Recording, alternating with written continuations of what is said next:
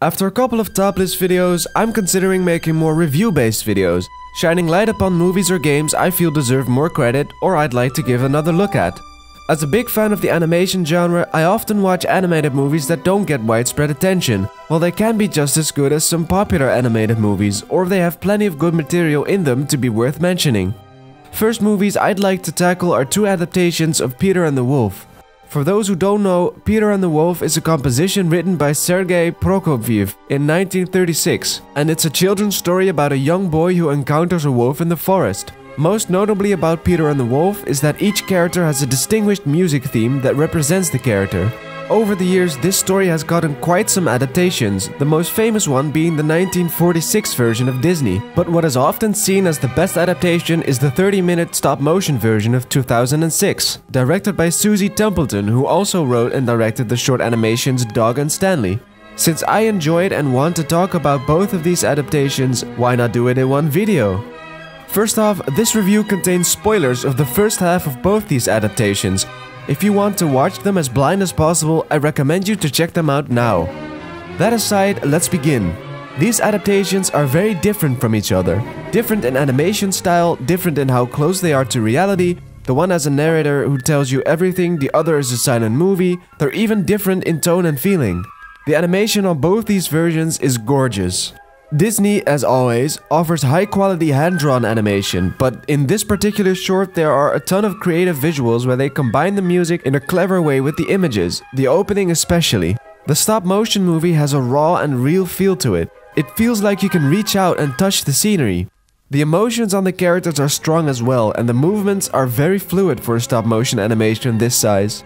The Disney version, as you expect, is very colorful and has a clear contrast between happy moments and dark moments. It lives in its own fantasy world with happy animals that have comical interactions with each other, as only Disney can do it. But when Disney gets dark, it seems to go all out in its darkness. The wolf is portrayed as this intimidating monster, often drawn in a way that makes him look more monstrous than a normal wolf. The story literally starts with the introduction of the wolf, making it very clear the wolf is something to fear. The 2006 adaptation does this differently. This adaptation feels much more realistic. The animals look and behave like actual animals, well, most of the time, and the wolf feels like a real wolf. This does make the 2006 wolf not nearly as intimidating, but it does feel more real.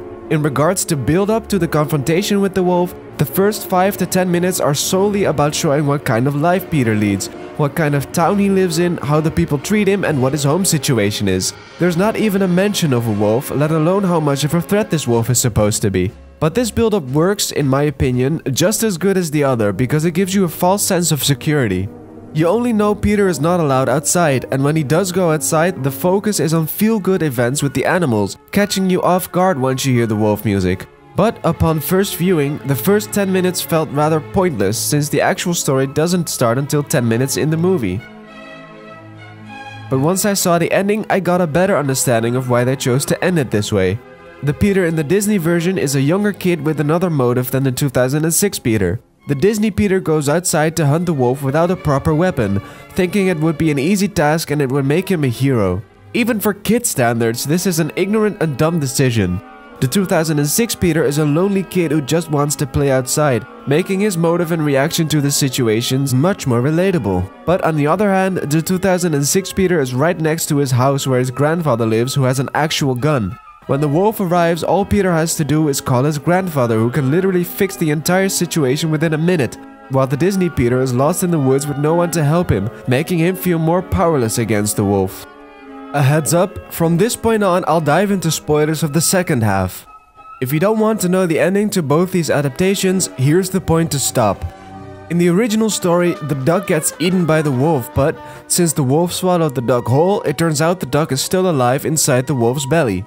Similar to the original, the Disney version hints at the duck being eaten, ending with revealing the duck is alive.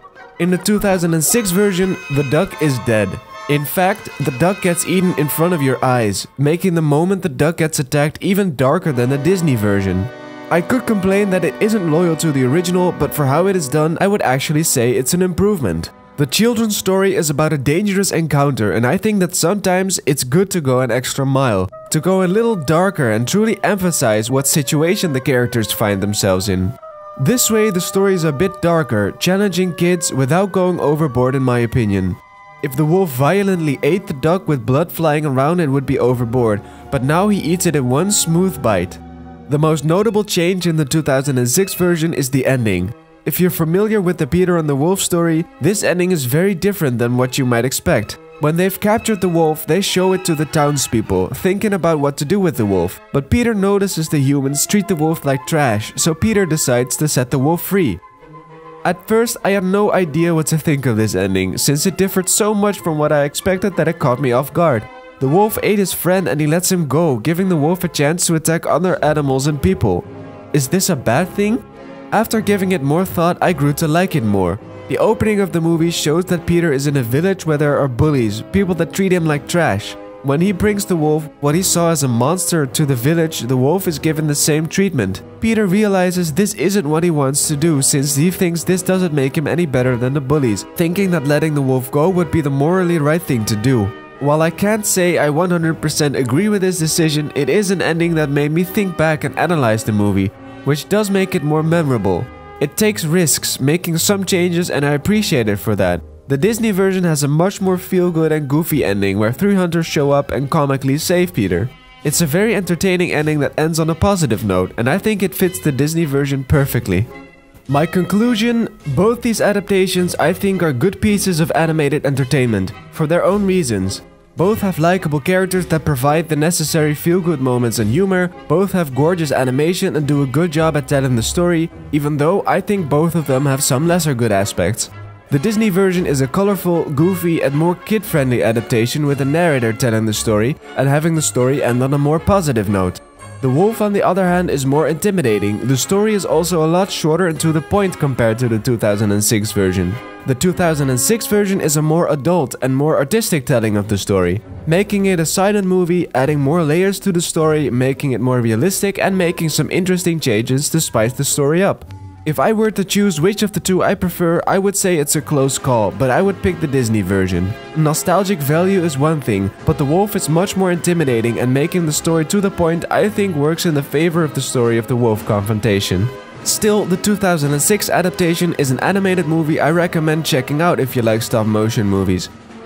Speaking of Peter and the Wolf, next week I'll upload my top 10 scenes that scared me as a kid. Usually I don't announce new videos, but this one is close to finished and it will be ready soon. Thanks for watching.